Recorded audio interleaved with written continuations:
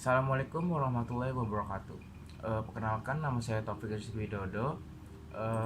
Kali ini saya akan memaparkan tugas akhir saya dengan judul pengaruh terapi latihan pada penurunan nyeri dan peningkatan fungsi dalam cedera lutut. Setiap pekerja dan olahragawan melakukan aktivitas fisik, khususnya olahraga, selalu dihadapkan kemungkinan cedera, dan cedera ini akan berdampak pada gangguan aktivitas fisik, psikis, dan prestasi. Salah satu anggota tubuh yang sering terjadi cedera adalah pada bagian ligamen atau ACL. Lutut cedera ACL dapat disebabkan oleh perubahan arah gerak yang mendadak, gerak yang berhenti secara tiba-tiba, dan pendaratan yang buruk setelah melompat atau bertabrakan dengan langsung. Sendi lutut merupakan salah satu bagian tubuh yang sangat penting. Lutut menopang beban tubuh terutama saat berdiri, berjalan, berlari, serta melompat. Di samping itu, sendi lutut juga berperan sangat besar untuk mobilitas atau bergerak berpindah tempat, sehingga peranannya sangat vital bagi kehidupan manusia. Dapat kita bayangkan, aktivitas sehari-hari akan sangat terganggu apabila lutut kita bermasalah.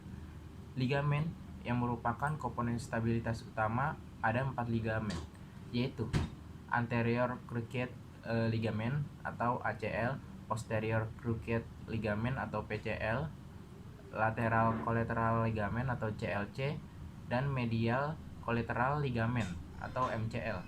ACL dan PCL merupakan ligamen yang paling sering cedera, yang mengakibatkan lutut tidak stabil. Ligamen lain juga sangat penting, antara lain medial patellofemoral, ligamen MPL-VL yang menjaga stabilitas tulang tempurung lutut. Selain ligamen, bentuk dan kelurusan tulang sekitar lutut juga sangat mempengaruhi stabilitas. Otot di sekitar lutut seperti otot hamstring dan quadriceps juga turut membantu kestabilan lutut. Selanjutnya yaitu terapi latihan, merupakan aktivitas fisik yang sistematis yang bertujuan untuk memperbaiki atau mencegah gangguan fungsi tubuh, memperbaiki kecacatan, mencegah atau mengurangi faktor risiko gangguan kesehatan, dan mengoptimalkan status kesehatan dan kebugaran. Terapi latihan dirancang untuk menyesuaikan kebutuhan individual setiap penderita dengan tujuan utama yang mengoptimalkan fungsi tubuh.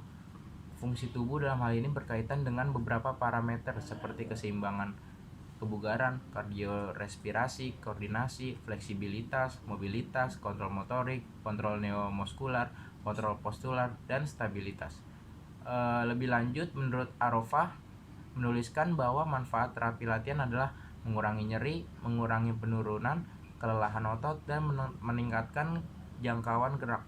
Dengan demikian, terapi latihan bisa digunakan untuk mengurangi nyeri dan meningkatkan fungsi-fungsi pergelangan kaki pasca cedera ankle, namun belum diketahui seberapa efektivitasnya.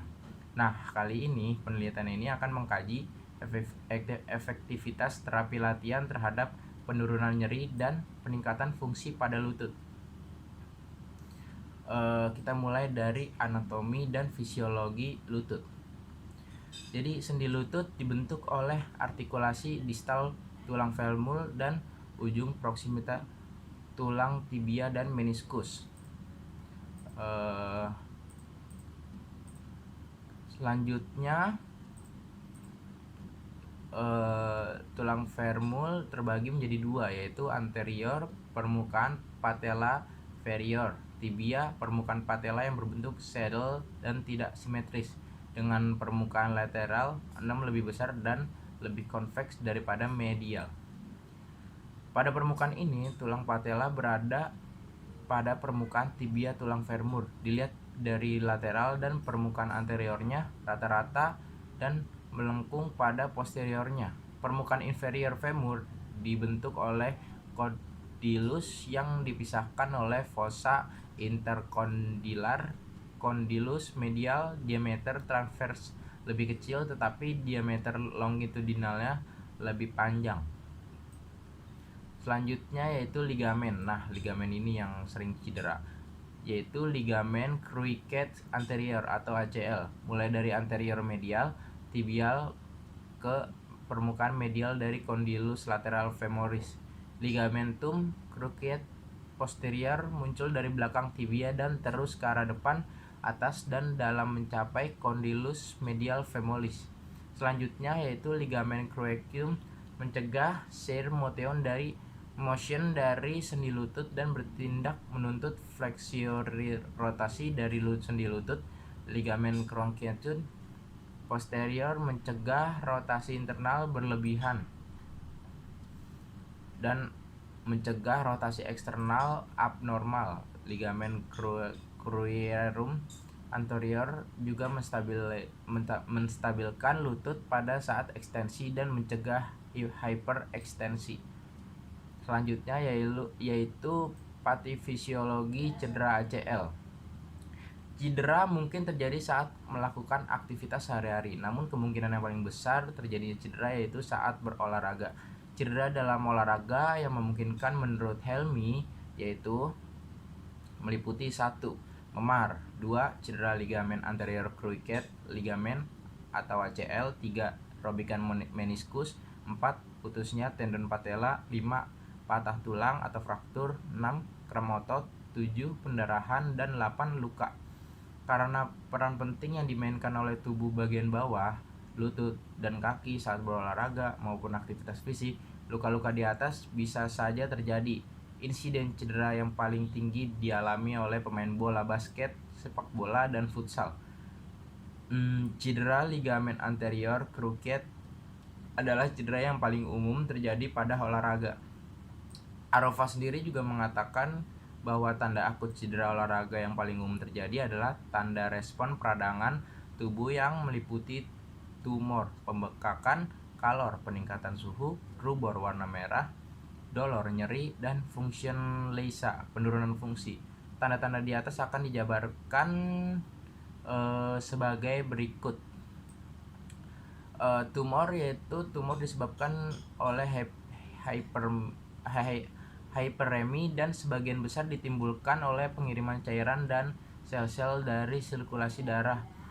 Jadi tumor itu adalah bengkak ya. Yang kedua, kalor, panas. Kalor terjadi bersamaan dengan kemerahan dari reaksi peradangan akut. Jadi kalau kalor itu munculnya bersamaan dengan rubor atau merah. Rubor merupakan hal yang terlihat di daerah yang mengalami peradangan. Saat reaksi inflamasi timbul, terjadi pelebaran anteriola yang mensuplai darah ke daerah yang mengalami inflamasi, sehingga lebih banyak darah mengalir ke sirkulasi lokal dan kapiler, meregang dengan cepat, terisi penuh dengan darah. Selanjutnya yaitu dolor, yaitu nyeri. Dolor merupakan akibat dari pH lokal atau konsentrasi lokal ion-ion tertentu yang dapat merangsang ujung-ujung saraf. Pengeluaran zat seperti histamin atau zat bioaktif lainnya dapat merangsang saraf. Rasa sakit disebabkan pula oleh tekanan yang meninggi akibat pembekakan jaringan yang meradang.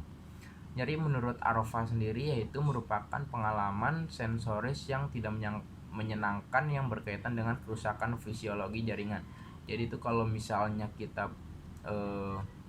jatuh atau robek gitu, caranya tubuh untuk ngasih tahu kita ada yang salah dengan tubuh kita yaitu dengan cara merangsang otot sensoris. Terus lalu selanjutnya function leisa atau gangguan fungsi. Function leisa merupakan reaksi inflamasi yang telah lama dikenal. Menurut Helmy, menyatakan kita mudah memahami mengapa bagian yang bengkak, nyeri disertai sirkulasi abnormal dan lingkungan kimiawi lokal yang abnormal. Selanjutnya yaitu penyembuhan cedera lutut. Penyembuhan cedera lutut ditinjau dari jenis dan beratnya cedera. Pengetahuan tentang berbagai tanda dan gejala yang ditunjukkan di lokasi cedera sangat penting untuk menentukan pilihan pengelolaan, perawatan, dan pemantauan kemajuan penyembuhan. Ketika tubuh mengalami cedera, umumnya ditandai dengan nyeri dan disertai gejala berkurangnya ROM serta fungsi gerak sendi. Menurut Ikawati, nyeri merupakan persepsi yang kompleks yang rasanya dapat sangat bervariasi antara satu orang dengan yang lainnya. Meskipun mereka mendapatkan cedera atau penyakit yang relatif sama, oleh karena itu nyeri sebaiknya dinilai baik dalam keadaan istirahat maupun aktivitas. Menurut Rohani, dalam Nur Hasanah, nyeri dapat diatasi dengan melakukan berbagai alternatif, baik secara farmakologis maupun non-farmakologis. Secara farmakologis dapat diatasi dengan menggunakan obat-obat analgesik, sedangkan penata laksanaannya non-farmakologis terhadap nyeri dapat dilakukan dengan berbagai modalitas terapi, yaitu meliputi hidroterapi, 2 manual terapi, 3 teknik napas dalam, 4 terapi musik, 5 terapi latihan, 6 kompres air hangat dan kompres air dingin, dan 7 elektroterapi. Terapi latihan. Menurut Arafah, dari keseluruhan proses fisioterapi, terapi latihan, exercise atau exercise terapi sering merupakan kegiatan utama yang didukung oleh modalitas-modalitas lainnya. Hal ini dikarenakan pengembalian fungsi gerak sering merupakan tujuan utama dari proses fisioterapi. Terapi latihan dilakukan pada fase kronis untuk merehabilitas penderita cedera atau gangguan penyakit agar dapat mengembalikan fungsi tubuh seperti atau mendekati fungsi semula. Secara keseluruhan, terapi latihan atau exercise terapi merupakan aktivitas fisik yang sistematis dan bertujuan untuk seperti yang tadi udah kita jelaskan, yaitu memperbaiki atau mencegah gangguan fungsi tubuh, memperbaiki kecacatan, mencegah atau mengurangi faktor resiko gangguan kesehatan, mengoptimalkan status kesehatan dan kebugaran. Lanjutnya, terapi latihan dirancang untuk menyesuaikan kebutuhan individual setiap penderita dengan tujuan utama mengoptimalkan fungsi tubuh. Fungsi tubuh dalam hal ini berkaitan dengan beberapa parameter seperti keseimbangan, kebugaran kardiorespirasi, koordinasi, fleksibilitas, mobilitas, kontrol motorik, kontrol neuromuskular, kontrol postural, dan stabilitas. Manfaat terapi latihan: mengurangi nyeri, mengurangi kelemahan dan penurunan ketahanan otot, meningkatkan jangkauan gerak yang dapat dikarenakan oleh kekakuan kapsul sendi maupun pengurangan panjang otot. Keluhan yang dialami penderita ini harus diidentifikasi secara menyeluruh. Dan jenis-jenis latihan terapi adalah secara khusus jenis-jenis latihan terapi antara lain meliputi latihan kelenturan untuk meningkatkan ruang lingkup gerak sendi, range of motion atau ROM, latihan perenggangan untuk meningkatkan mobilitas, latihan beban untuk meningkatkan fungsi, dan latihan aerobik untuk meningkatkan ketahanan kardiovaskular. Latihan fleksibilitas aktif dan aktif dengan bantuan selanjutnya yaitu stretching PNF atau proprioceptive neuromuscular facilitation. Hasil penelitian. Tujuan utama dari penelitian ini adalah untuk mengetahui apakah terapi latihan efektif untuk mengurangi rasa nyeri dan meningkatkan fungsi lutut atau tidak. Menurut Rahayu Sutiwi, pada hasil penelitiannya pada pasien pasca rekonstruksi ACL yang berada pada fase 2 di Jogja Sport Clinic, hasil dari analisis data menggunakan analisis statistik parameter maupun analisis statistik non-parametrik yaitu G-Wilcoxon menunjukkan bahwa program terapi rehabilitasi cedera efektif untuk meningkatkan ROM dan menurunkan bengkak pada pasien pasca rekonstruksi fase 2 ACL di Jogja Sport Clinic. Tingkat efektivitas ini ditunjukkan dengan adanya peningkatan ROM pada sendi lutut dan penurunan bengkak lingkar sendi lutut menurun pada pasien pasca rekonstruksi ACL. Rehabilitas pasca rekonstruksi ACL merupakan serangkaian program yang bertujuan untuk mengembalikan fungsi lutut ke keadaan normal. Menurut Santoso dan kawan-kawannya, rehabilitas pasca rekonstruksi ACL terbagi ke dalam 4 fase. Pada penelitian ini, penulis melakukan penelitian pada fase kedua. Fase ini dilakukan oleh 2-6 minggu setelah operasi. Biasanya akan memakan waktu 3-5 minggu untuk mencapai tujuan di fase ini. Pada fase ini terdapat banyak perubahan yang terjadi, antara lain sudah terdapat penurunan nyeri, menurunnya bengkak, berjalan tanpa menggunakan bantuan, atau mampu menahan beban tubuh mendekati 100%.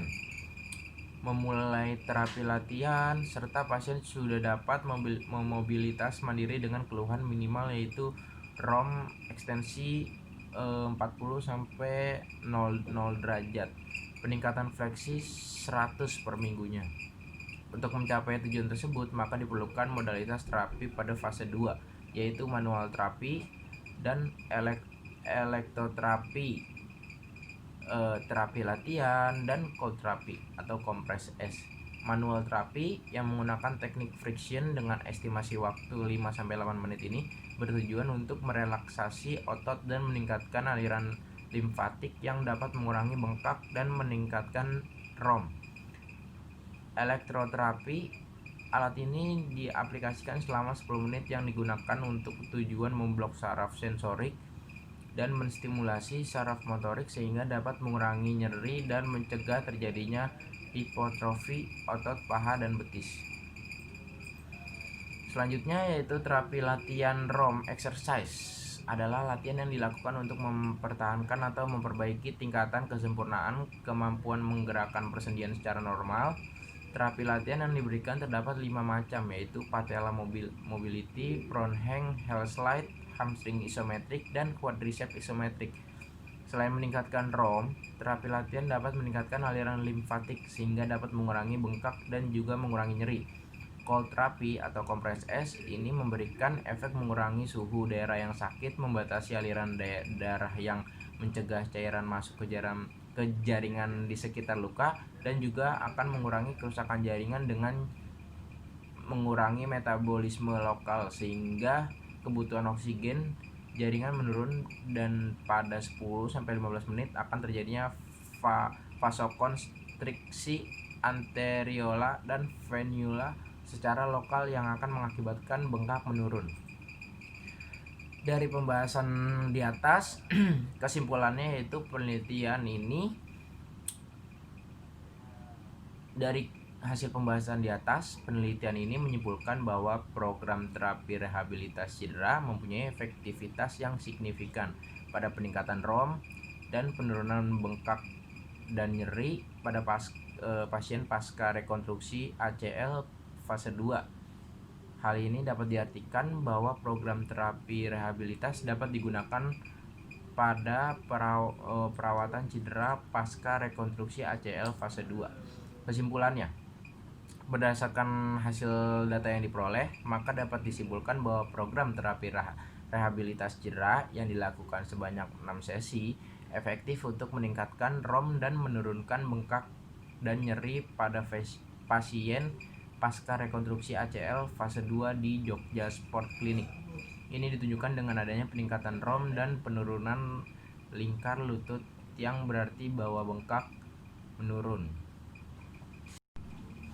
Demikianlah beberapa hal yang bisa saya sampaikan. Sebelumnya saya mohon maaf yang sebesar-besarnya kepada para penonton apabila di dalam penyampaian tadi mungkin ada kesalahan kata. Saya ini hanya manusia biasa yang tidak luput dari kesalahan. Terima kasih. Wassalamualaikum warahmatullahi wabarakatuh.